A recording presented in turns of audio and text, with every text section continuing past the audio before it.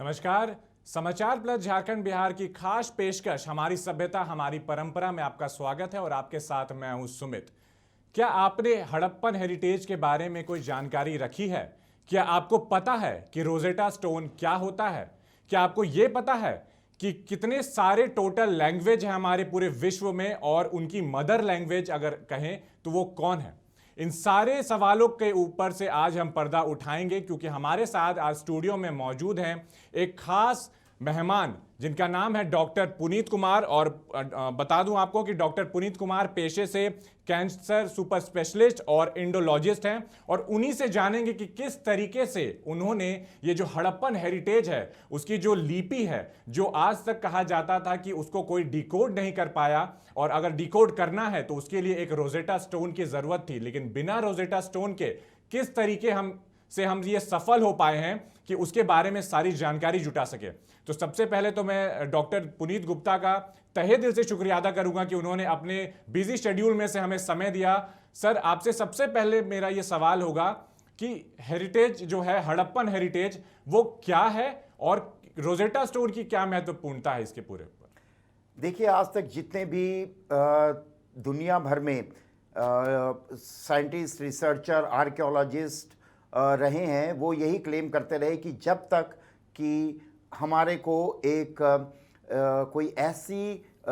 लिखी हुई चीज़ नहीं मिले, वस्तु नहीं मिले जिसमें 2 या 3 लैंग्वेजेस जो हमारी हिप्पोक्रेटिक स्क्रिप्ट है उसके साथ कोई नॉन लैंग्वेज जब तक नहीं आएगी तो हम इस लैंग्वेज को पढ़ नहीं सकते, क्योंकि रोजेटा स्टोन में 3 लैंग्वेजेस लिखी गई थी और उसी में ही हमने इजिप्शियन स्क्रिप्ट को ढूंढ निकाला था। लेकिन भारतीय संस्कृति, भारतीय परंपरा पर ये चीज लागू नहीं होती है।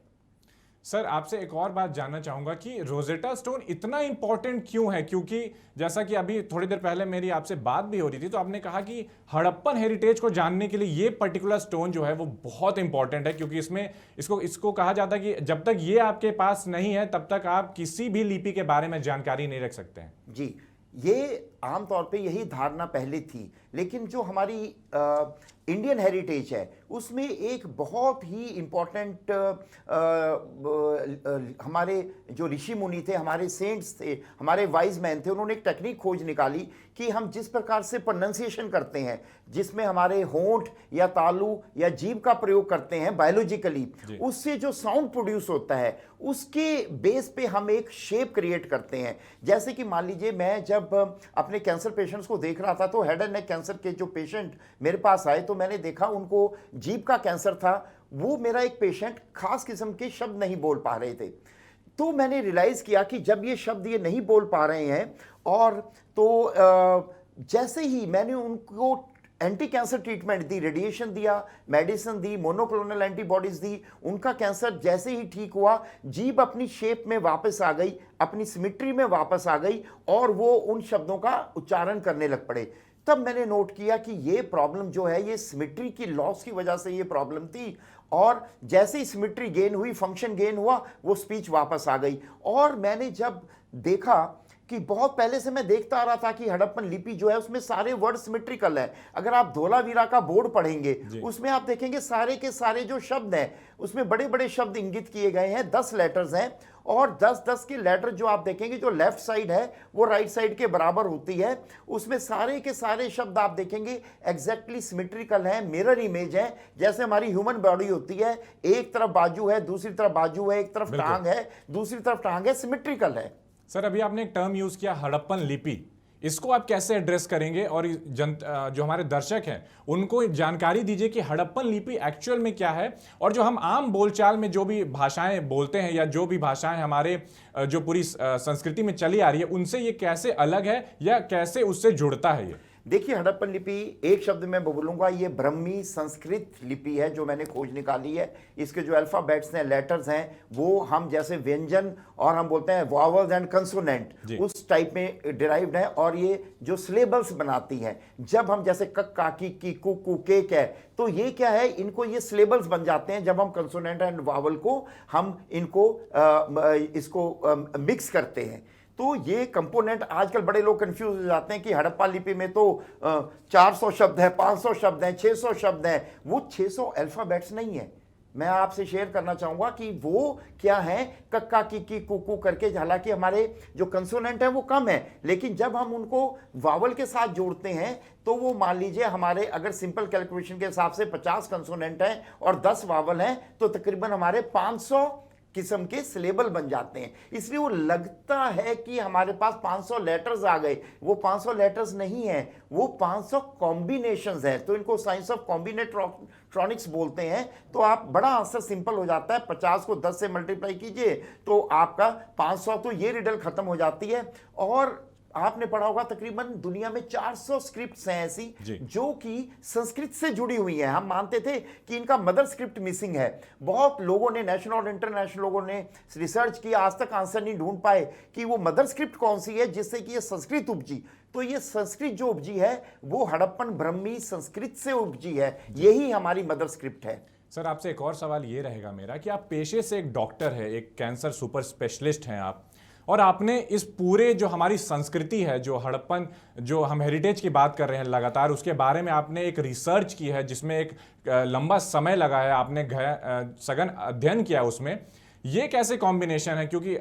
हम आम दिन में जब देखते हैं किसी डॉक्टर को तो हम नहीं ये बिलीव करते हैं कि वो इतनी बड़े चीज़ के बारे में कोई रिसर्च करेंगे। ये थोड़ा समझाइए हमारे। इसमें देखिए, मेरे को आप तकरीबन 10 साल लगे, ये एक दिन में मैंने रिसर्च नहीं कर डाली। और जब मैंने जैसे मैंने आपको बताया, मेरे कैंसर पेशेंट आए और जीभ की सिमेट्री उनकी लॉस थी, फिर उन्होंने सिमेट्री गेन कर ली, तो उससे मुझे समझ आ गया कि ये सिमेट्री की प्रॉब्लम है। धोलावीरा बोर्ड के सारे जो वर्ड्स हैं वो सिमेट्रिकल हैं। और आपको पता है कि सबसे जो इम्पोर्टेंट चीज़ थी, इसके लिए मैंने चलते हुए जब देखा कि इसमें 100 सालों में तकरीबन 100 पेपर इस चीज़ को निगेट कर रहे हैं, तो मैंने इस हाइपोथेसिस को तकरीबन मैंने 11 पेपर पब्लिश किए हैं academia.edu में। और मेरे तकरीबन 12-13 वीडियोस मेरे doctor Gupta Harappan code DGHSC 2021 के नाम से मैंने लॉन्च किए हैं। अभी मैं एक किताब लिख रहा हूँ और इसमें सबसे बड़ी बात है कि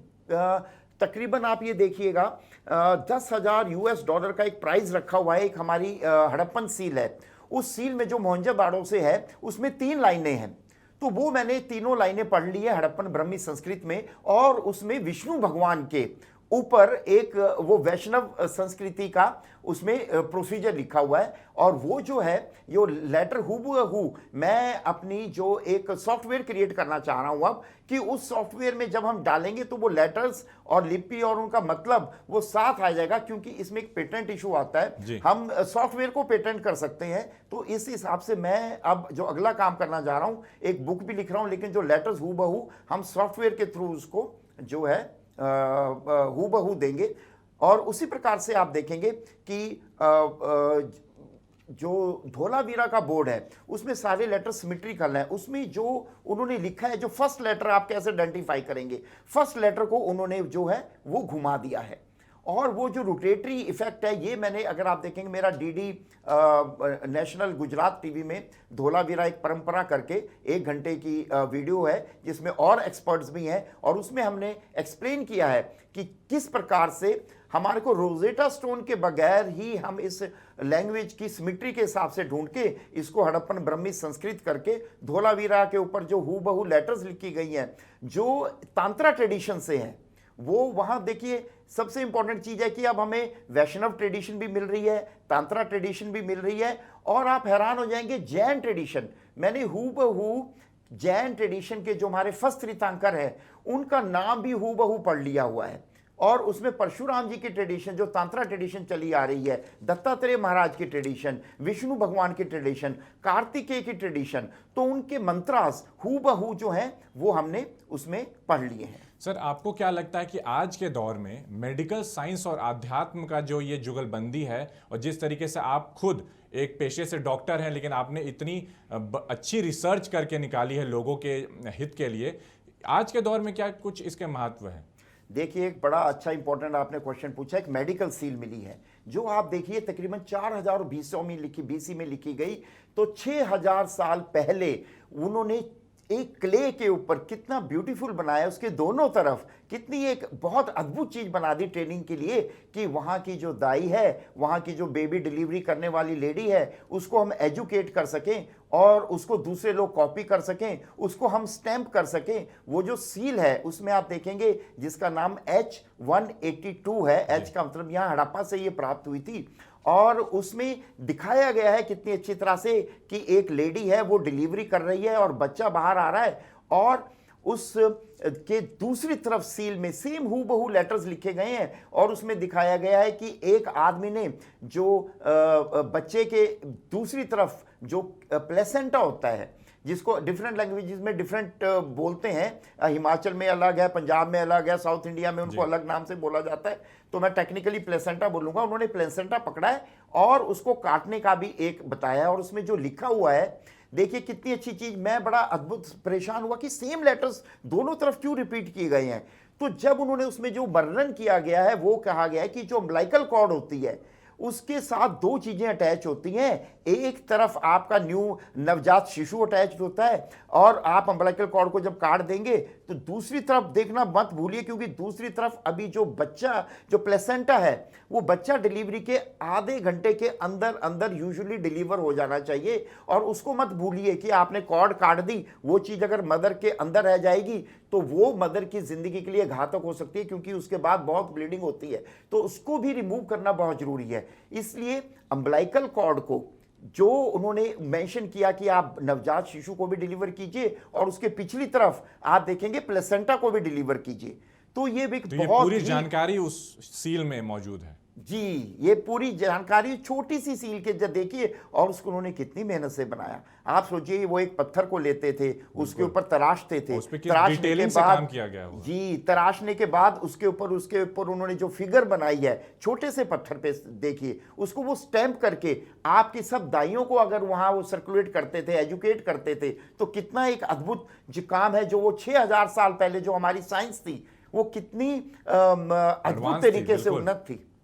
एक और सवाल सर आपसे ये कि आपकी जो ये पूरी कैंसर की जो नॉलेज है उसने कितना हेल्प किया इस पूरे रिसर्च में आपको, ताकि आप इतने महत्वपूर्ण जो तथ्य हैं वो हिस्ट्री में से निकाल करके आज के समय में लेकर के आए। देखिए दूसरा अद्भुत चीज मुझको मिला, जो कैंसर, आपको पता है कि मौत का एक नाम होता है, हम कहते हैं कैंसर हो गया तो जिंदगी मान लो सिकुड़ गई हो, तो उसी प्रकार से जो इमोर्टैलिटी है एक बहुत इंपॉर्टेंट चीज है स्पिरिचुअल विजडम में हमारे। हम बोलते हैं कि जब हम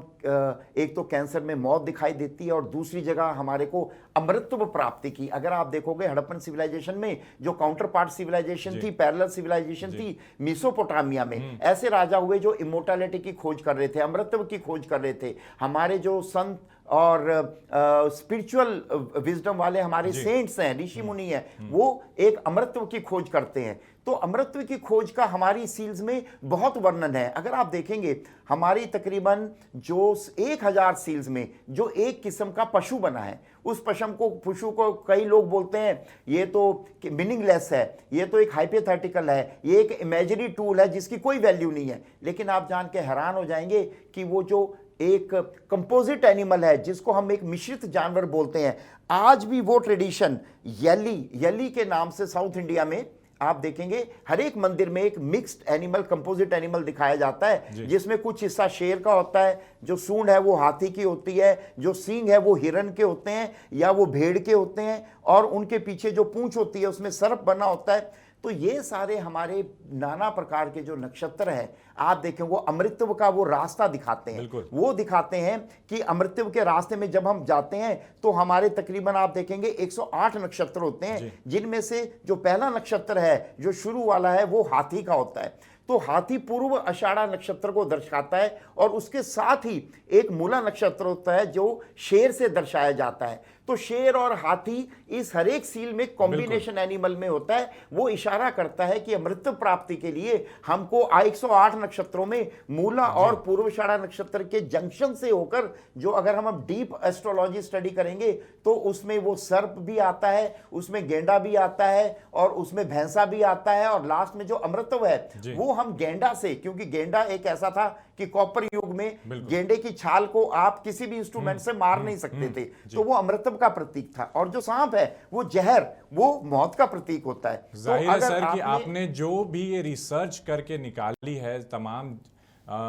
ये जो आप रिसर्च किया है, आपने 10 साल अपने ज़िंदगी के आपने महत्वपूर्ण इसमें लगाए हैं, और बीइंग अ डॉक्टर आपने जो एक सोसाइटल चेंज लाने की और ख़ास तौर पर जो हमारी एंशियंट हिस्ट्री है उससे क्या कुछ निकाल करके लाने की जो ये पहल की है, और जो आपका इसके ऊपर डेडिकेशन जैसा कि हमने देखा, और जिस तरीके से आपने बहुत सारी ऐसी महत्वपूर्ण जानकारियां हमें दी जो पिछले पुराने समय से जो आज तक चली आ रही हैं, और किस तरीके से पहले के समय में भी छोटी छोटी डिटेलिंग का ध्यान रखा जाता था, और साथ ही एक एक बात को सील के माध्यम से हो सके, या फिर कोई शिलापट हो, या फिर कोई मैन्यूस्क्रिप्ट हो, या फिर कोई लिपि हो, उसके माध्यम से दर्शाया जाता था। तो कहीं ना कहीं आपका जो ये पूरा रिसर्च है वो मैनकाइंड के लिए आने वाले समय में एक मील का पत्थर जरूर साबित होगा। तो डॉक्टर पुनीत गुप्ता, आपका बहुत बहुत शुक्रिया, आपने हमें समय दिया। और हम अपने दर्शकों को ये बता दें कि अभी जिस तरीके से डॉक्टर पुनीत गुप्ता से हम बातचीत कर रहे थे, और उन्होंने बताया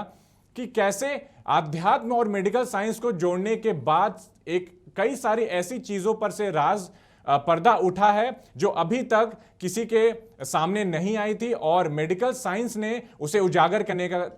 काम किया है। तो आगे भी हम इसी तरीके के स्पेशल जो सेगमेंट्स है वो आपके बीच लाते रहेंगे, और आपको इसी तरीके की जानकारी देते रहेंगे